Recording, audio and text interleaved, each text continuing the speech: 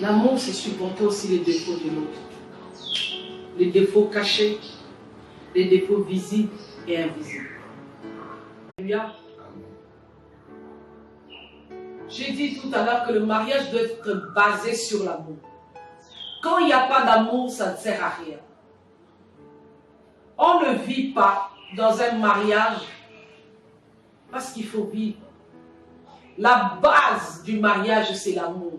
Deux personnes qui se rencontrent doivent s'aimer sincèrement, doivent accepter de vivre l'un à côté de l'autre. L'amour implique l'oubli de soi, l'abnégation, la tolérance, l'acceptation de l'autre, en voulant vivre avec l'autre pendant des années et des années. Parce que le mariage n'a pas de durée, c'est un contrat à durée indéterminée. On ne se marie pas pour divorcer demain. Les avocats à qui l'homme avait fait confiance ont tout récupéré. La femme et les enfants souffrent parce que toi, tu as eu des cachotteries. Parce que tu n'as pas voulu ouvrir ton cœur à ta femme. Parce que la femme n'a pas non plus souhaité ouvrir son cœur à son mari. Que le mariage soit honoré de tous. Je ne veux pas développer sans vous dire que le mariage, il faut de l'amour. Quand je parle de l'amour, c'est-à-dire le grand amour. Un amour n'est pas un atout. La cachotterie est dangereuse. Très dangereuse. Ici, je parle de la cachotterie sur tout le plan. Un homme qui entre dans la douche qui ferme à double clé. Lorsqu'il se lave, la femme pour rentrer, elle frappe à la porte. Et ça, normalité. Vous dormez déjà sur un même lit. Vous vous connaissez déjà physiquement. Chacun connaît les tâches, les défauts de l'un ou de l'autre. Mais lorsqu'il entre dans la salle de bain, il ferme la porte à clé. C'est-à-dire, il y a une barrière. Lorsque dans le mariage, il y a des barrières, il y a des jardins secrets, il y a des mallettes secrètes, il y a des choses, il y a des interdits. Ça, je ne peux pas lui dire, je ne peux pas me confier en lui. Ça, je gère avec ma famille. Ça, je gère avec mes amis. Ça, je gère moi-même. Sachez-le que tout.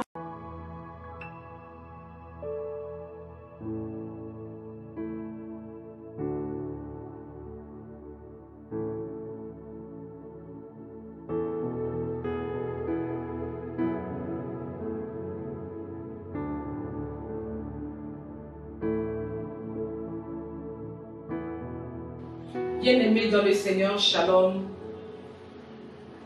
Chers frères et sœurs en Christ, bienvenue dans notre émission Cri de Bartimée.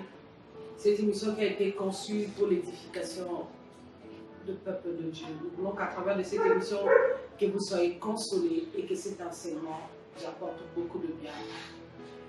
Aujourd'hui, nous voulons parler de la stabilité dans les familles. Pourquoi les familles? Parce que tout part de famille. L'élévation, le miracle, le mariage, les blessures intérieures, la paix, la joie, l'harmonie partent de la famille. Une famille brisée ne produit pas nécessairement de bonnes personnes. La base, c'est la famille. Avant même que l'enfant n'aille à l'école, le peu avec lequel que l'enfant va à l'école provient de la famille. L'école ne fait que compléter, mais tout vient de la famille. Lorsqu'on est responsable, on dirige une nation. Lorsqu'on a une portion de pouvoir, lorsqu'on est marié, on est célibataire, on est élève, on est étudiant, quel que soit le titre et les qualités, on vient d'une famille. Et souvent, soit nous reflétons nos familles, ou au contraire encore, nous avons reçu une bonne base, une bonne éducation de nos familles, mais de nous-mêmes. Nous sommes les contraires de ce que nous avons reçu dans nos familles. Voilà pourquoi je voudrais qu'en ce moment, que nous puissions parler de famille et plus particulièrement de la stabilité. La stabilité familiale ici n'a rien à voir avec la richesse, n'a rien à voir avec les biens mobiliers ou immobiliers. La stabilité familiale dont je parle ici n'a rien à voir avec l'argent. Je parle de la stabilité sur le plan émotionnel, sur le plan sentimental, sur le plan comportemental. Je parle de l'unité. La stabilité dont je parle ici, c'est l'unité, l'harmonie, le pardon dans la famille.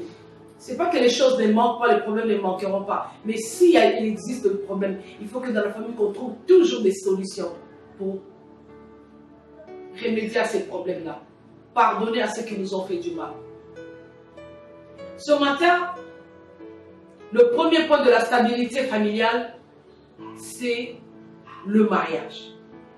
Un sujet très délicat, un sujet qui fait couler beaucoup d'encre, un sujet critiqué, approuvé ou désapprouvé, mais un sujet à débat, le mariage.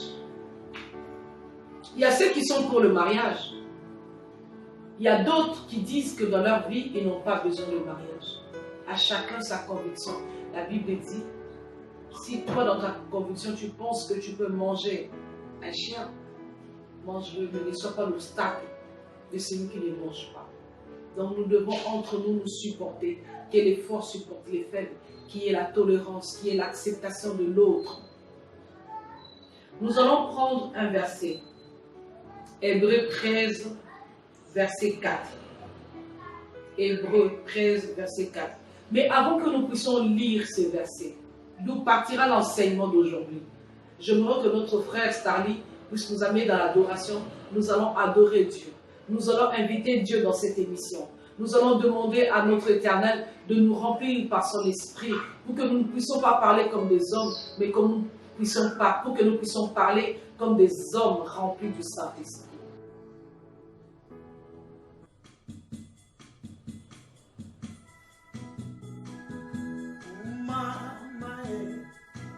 Olo Yesue, mama, mama mwana na Nzambe, mama.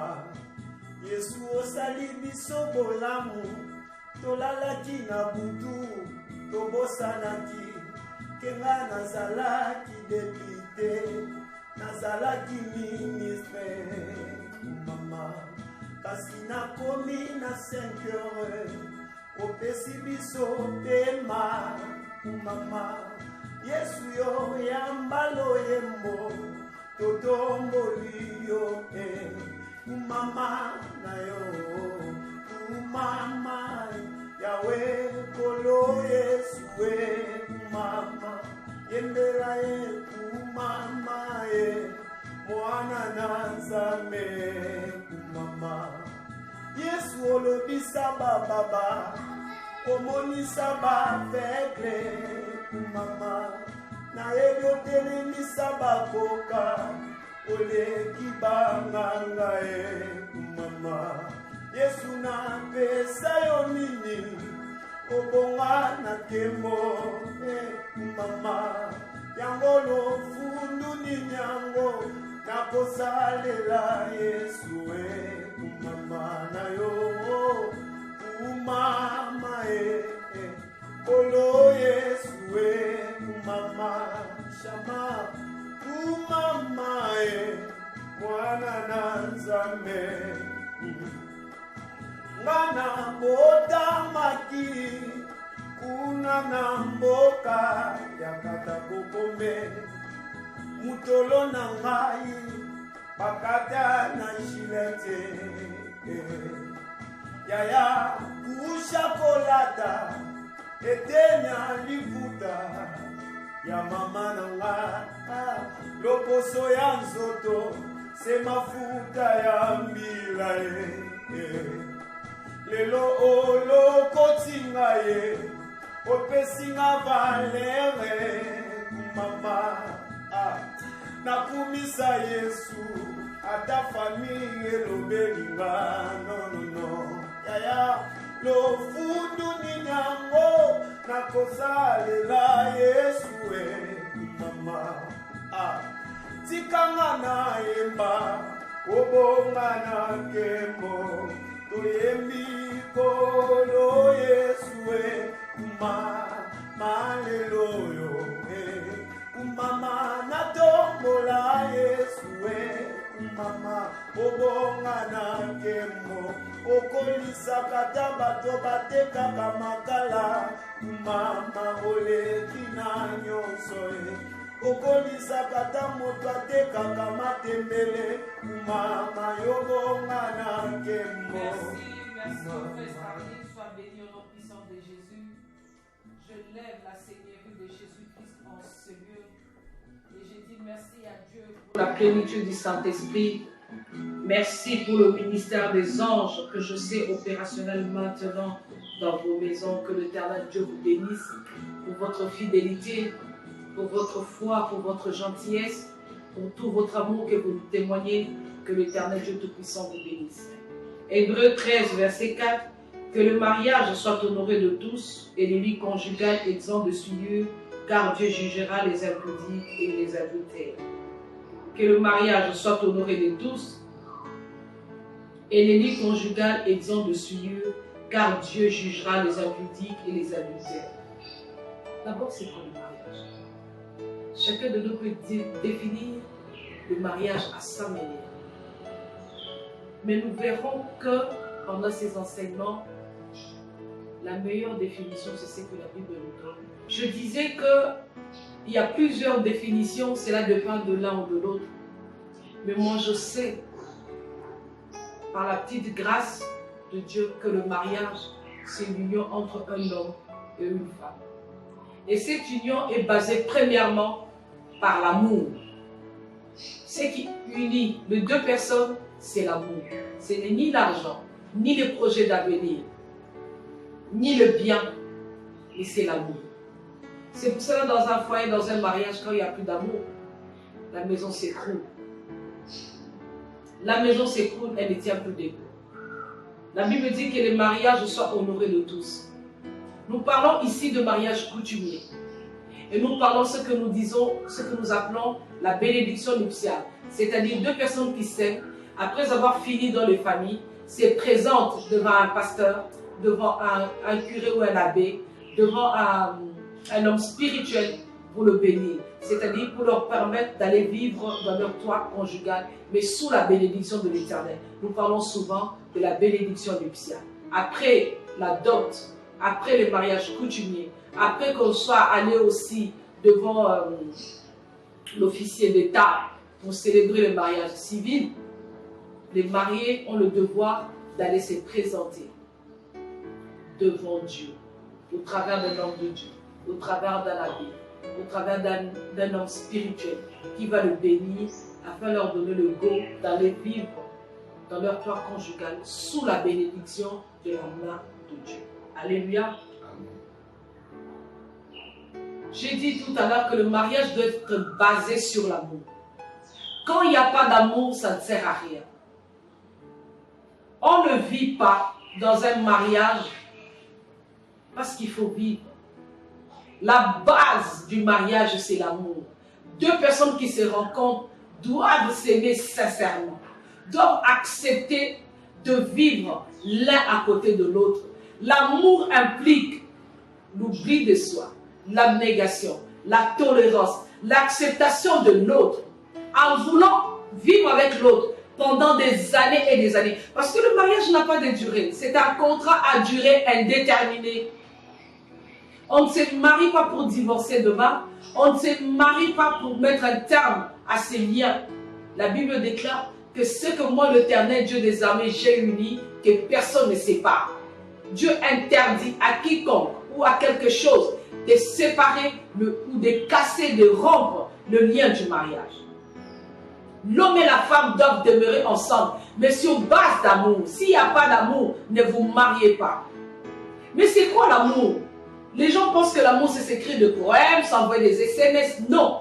L'amour, c'est ce que vous vivez tous les jours. La manière dont vous gérez les obstacles, la manière dont vous gérez les quotidiens, la manière dont vous gérez les problèmes. Comment vous y apportez des solutions. Parce qu'un homme et une femme peuvent s'aimer à la folie. Mais lorsque l'entourage est contre eux et crée des problèmes, si l'un d'eux ne comprend pas, les problèmes interfèrent dans le mariage et brisent le lien. Voilà pourquoi il doit y avoir d'abord l'amour entre les deux personnes, entre l'homme et la femme. L'acceptation de l'autre. Accepter les comportements de l'autre. Accepter les défauts de sa femme. Accepter les qualités, les défauts de son mari. C'est ça le mariage. De choses peut-être de toi-même que tu ne peux pas supporter, que tu n'as pas découvert dans le fiançailles. Mais en entrant dans le mariage, tu vis toutes ces choses-là. Il y a une maman qui m'a appelé pour dire, maman, je suis mariée depuis 2 ans. Mais ce que je vis, je ne l'ai pas vécu pendant les fiançailles. J'ai pris tout mon temps dans les fiançailles, 7 ans. Mais aujourd'hui, dans le mariage, j'en vois de toutes les couleurs. Je ne savais pas que mon mari était infidèle. Je ne savais pas que mon mari buvait beaucoup. Pendant tout le temps de fiançailles, l'homme a caché son alcoolisme. L'homme a caché ses infidélités.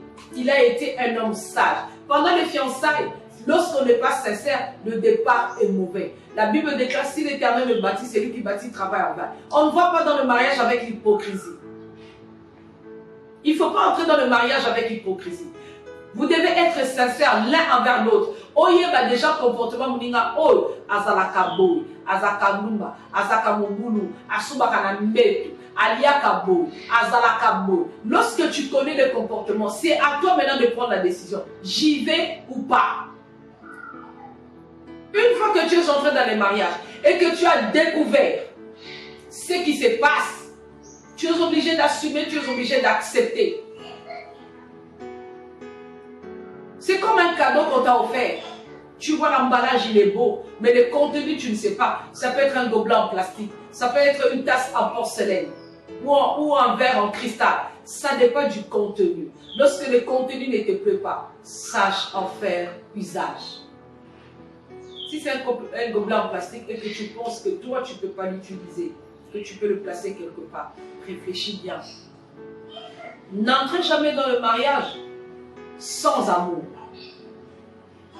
Ne prenez pas l'argent comme intérêt primordial, comme élément prioritaire pour aller dans un mariage. Parce que le jour où il n'y aura pas l'argent, ça sera le début de la séparation.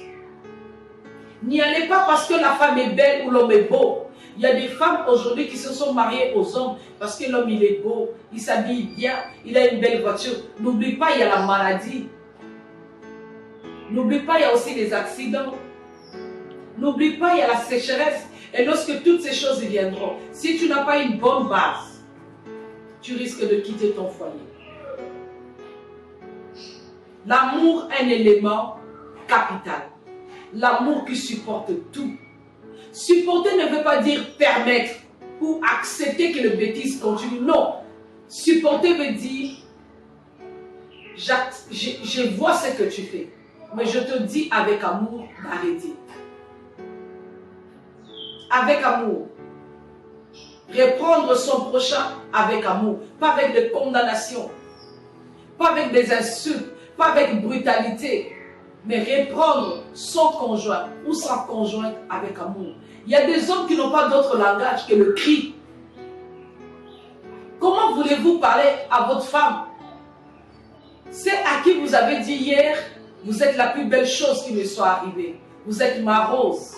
Tu es ma rose. Tu es mon espoir. Tu es ma béquille. Tu es l'os de mes os, la chair de ma chair. Est-ce qu'on peut crier sur sa chair?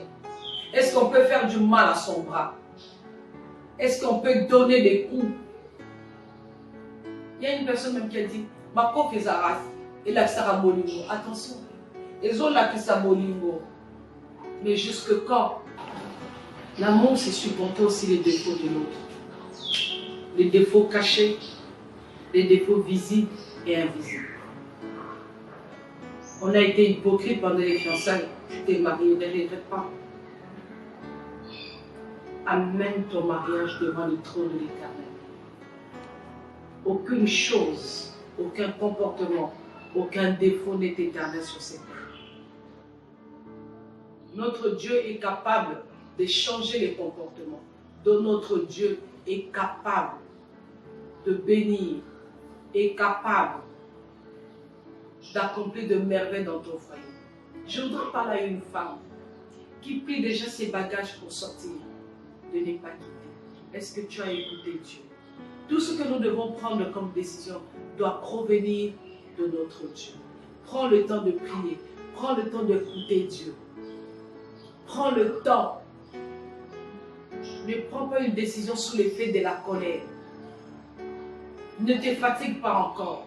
J'ai vu des femmes témoigner au bout de 20 ans, au bout de 25 ans, au bout de 15 ans de patience. de choses dures vécues dans le mariage, mais elles ont tenu bon, elles ont prié, elles ont gêné, elles ont mis tout leur cœur. Et enfin, cet homme-là s'est transformé, ou la femme-là s'est transformée. Il n'y a pas que les hommes qui sont mauvais. Il y a des femmes qui rendent la vie de leur mari insupportable.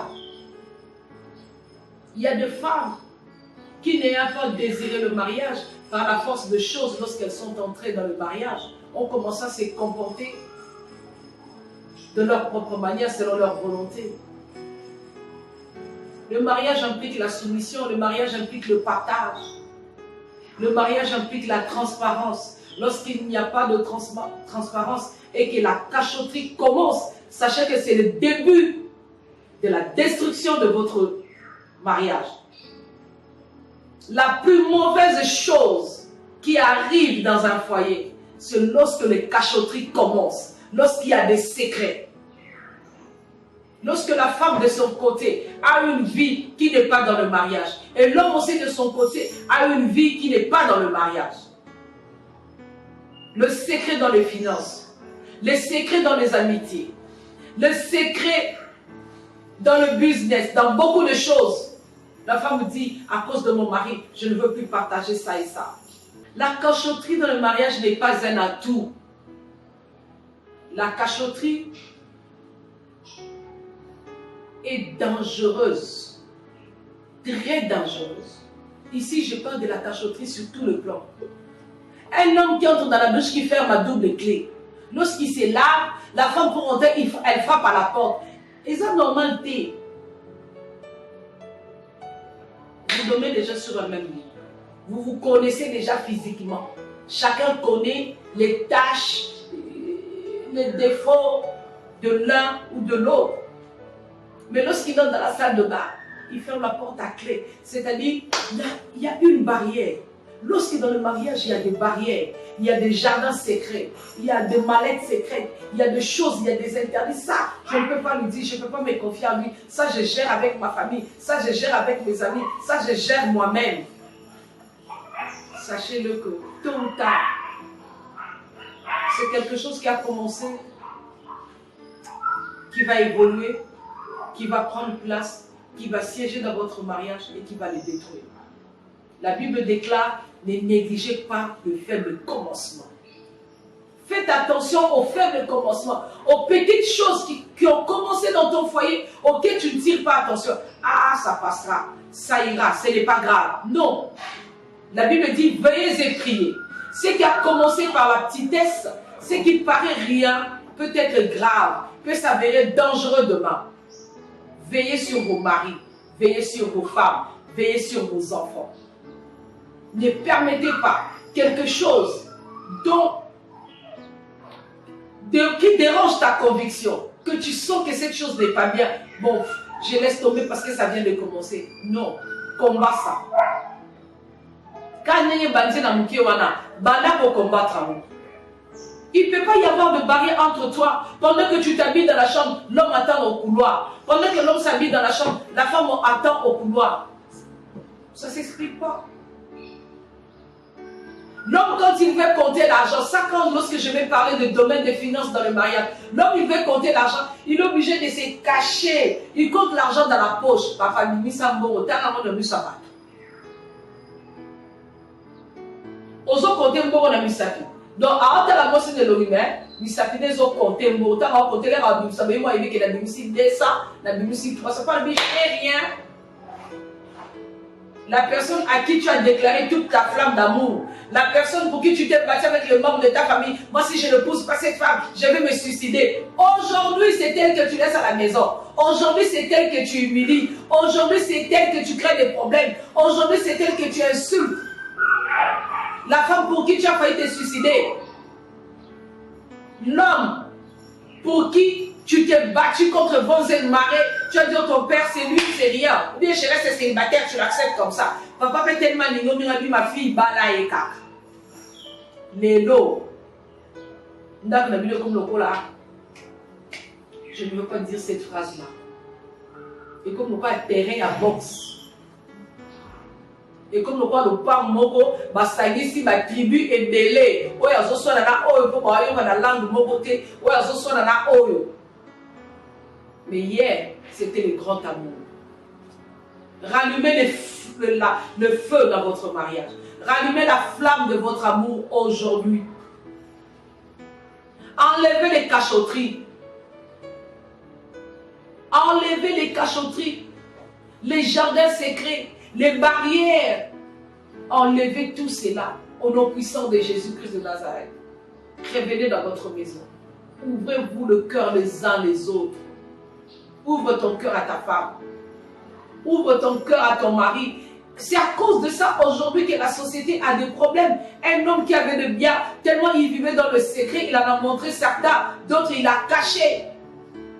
À sa mort, il est resté perdu. Les amis, les avocats à qui l'homme avait fait confiance ont tout récupéré. La femme et les enfants souffrent parce que toi, tu as une cachotterie. Parce que tu n'as pas voulu ouvrir ton cœur à ta femme. Parce que la femme n'a pas non plus souhaité ouvrir son cœur à son mari. Que le mariage soit honoré de tous. Je ne veux pas développer sans vous dire que le mariage, il faut de l'amour. Quand je parle de l'amour, c'est-à-dire le grand amour. Un amour qui subsiste aux tempêtes. Un amour qui subsiste aux problèmes. Un amour qui fait face à des vagues, à des guerres, à des pressions, à des condamnations, à des jugements, à des critiques. Mais qui tient, c'est ça l'amour. Un amour qui fait face aux défauts de l'un ou de l'autre, qui supporte, qui amène l'autre au changement. Les changements ne peuvent pas être immédiats. Il y a des gens qui peuvent changer après un mois de prière, une semaine de conseil, ils changent. Il y en a d'autres, ça peut prendre une année, 2 ans, 3 ans. Chacun de nous a sa destinée. Chacun de nous a son parcours. Chacun de nous a son histoire. Mais la priorité des priorités, la primauté dans le mariage aussi, c'est l'amour. Sans l'amour, on ne peut pas parler du mariage. Il faut qu'il y ait d'abord un amour vrai, un amour sincère, un amour sans intérêt, qui n'est pas lié au diamant, qui n'est pas lié à de l'or, qui n'est pas lié à des voitures, qui n'est pas lié à une belle maison. Il y a des mariages où les gens ont des très grandes maisons, mais ils ne sont pas heureux. Mais tu observes un couple qui vit dans une case, qui vit dans une bicoque, mais leur foyer respire la joie, leur foyer respire l'amour. Tu les envies même. Nous allons prier. Pendant que notre frère Starly va nous amener dans un petit chant, je m'aurais compris. Je m'aurais compris pour que Dieu ramène dans ton cœur l'amour que tu avais perdu pour ton mari, l'amour que tu avais perdu pour ta femme, que Dieu te le ramène dans ton cœur. Je sais que tu as été déçu, tu as tellement vécu des problèmes, tu as vécu des déceptions, des condamnations, des jugements. Tu as prié, tu as jeûné, tu as changé plusieurs églises et les situations de ton foyer ne changent pas. Tu t'es découragé. Aujourd'hui, tu es dans le mariage, mais tu n'es plus là. Tu vis, mais comme si tu ne vivais pas. Tu as besoin d'une seule chose, que cela s'arrête. Nous allons prier que le Dieu Tout-Puissant ramène l'amour dans ton cœur. Ramène l'amour dans le cœur de ta femme ou de ton mari. Cet amour qui accorde le pardon. Autant de fois, 1001 fois. Cet amour qui supporte au-delà de limites. Cet amour qui amène l'autre au changement, qui amène le conjoint, la conjointe à la repentance, au meilleur de lui-même. Cet amour qui pousse l'autre à avancer, à aller de l'avant. Cet amour qui te pousse à croire à l'avenir meilleur. C'est de cet amour-là que je parle. Nous allons prier. Que Dieu ramène l'amour dans ton cœur. Et lorsque le Seigneur est en train de ramener l'amour, tu dois mettre aussi le pardon. Un pardon sincère. Pas un pardon qui rappelle le fait à chaque dispute. Pas un pardon qui ramène le mal tout le temps sur la table. Non, un pardon qui fait oublier. Un pardon qui fait sécher les blessures. Un pardon qui fait sécher les larmes. Un pardon sincère. J'invite tout le monde à prier avec nous. Pas seulement les mariés, les fiancés aussi. Et ceux qui aspirent au mariage, je vous invite à prier maintenant. Pendant que notre frère est en train de chanter, je vous invite à prier pour que l'Éternel Dieu Tout-Puissant étende sa main dans vos maisons, dans vos vies, afin que l'amour qui était perdu dans vos cœurs, l'amour qui s'était refroidi, puisse se reprendre. Prions au nom puissant de Jésus-Christ. Pendant que le frère chante, pendant qu'il nous amène dans la présence du Seigneur, je t'invite vraiment à prier. Tu pries pour l'argent, tu pries pour les immeubles, tu pries pour l'éducation de tes enfants, pour payer les loyers, pour l'élévation. Mais aujourd'hui, je te demande seulement de prier pour que Dieu mette l'amour. Non seulement l'amour dans ton mariage, mais l'amour de pardonner à ton frère et à ta soeur. L'amour d'aimer son prochain. Que Dieu comble nos cœurs, qu'il les remplisse d'un amour sincère et véritable. Prions au nom puissant de Jésus.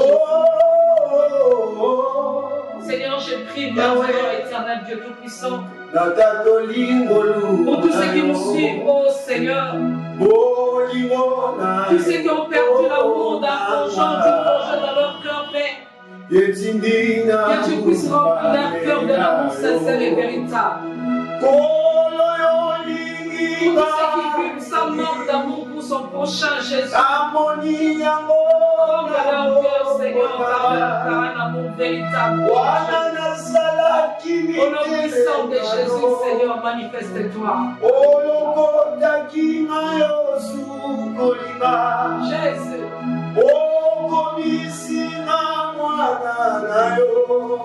Oh Seigneur, je chasse la haine, je chasse l'amertume qui a pris place à la place de l'amour. L'amertume a remplacé l'amour et cela a détruit ses foyers. La haine a détruit ses foyers. Seigneur, ramène l'amour, ramène la paix, ramène la joie au nom puissant de Jésus-Christ de Nazareth. Qu'au travers de cette émission, Seigneur, que ton peuple trouve la consolation, la paix, l'unité et l'amour. Dans le nom puissant de Jésus, soyez bénis. Je sais que vous avez été nombreux pour suivre cette émission.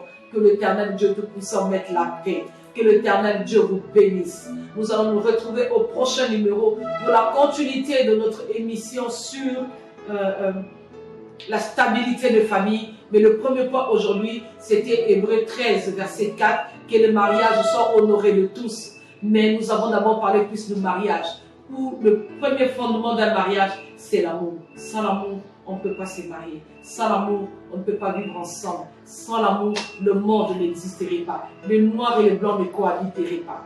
C'est important. L'amour est très important. Aimons-nous vivants. N'attendons pas que l'autre aille dans la tombe pour que tu puisses me déclarer ta flamme d'amour. Dis à ton voisin, dis à ta voisine, je t'aime. Dis à ton père pendant qu'il est en vie, je t'aime. Dis à ta mère pendant qu'elle est en vie, je t'aime. Déclare la flamme d'amour à toutes les personnes qui sont proches de toi. Partage l'amour, c'est gratuit, ça ne s'achète pas. On ne l'échange pas par un bien matériel. L'amour est gratuit, elle est naturelle, elle est spontanée. Que Dieu vous bénisse. N'oubliez pas, il y a un numéro de contact 00 243 97 3 77 71 04 ou encore 097 3 77 71 04 ou encore sur notre page Facebook Servante Tina Abumba Lessi. Tapez sur Facebook, vous verrez, il y a plusieurs prédications, il y a des moments de prière en ligne. Cela va vous aider et va sûrement vous édifier. Le peu que le Seigneur a mis à cœur aujourd'hui, c'était ça. Ne négligez pas les faits de commencement. Ne négligez pas cette haine qui est en train de croître dans ta maison. Ne néglige pas cet esprit de cachotterie où la femme cache des choses. L'homme également, où la femme a une vie particulière, cachée. L'homme aussi, non. Soyez transparents les uns envers les autres. Aimons-nous vivants. Déclarons-nous la flamme d'amour. Je vous aime. Dieu vous aime aussi au nom de Jésus. Qu'il bénisse ceux qui nous ont donné l'opportunité d'être devant vous. Je parle du promoteur et de la promotrice. Que l'Éternel Dieu vous bénisse. Qu'il bénisse toute l'équipe technique. Que Dieu pense à vos familles et qu'il vous fasse du bien. Que l'Éternel pense à notre chantre aussi. qui nous fasse du bien. Au nom puissant de Jésus. Amen.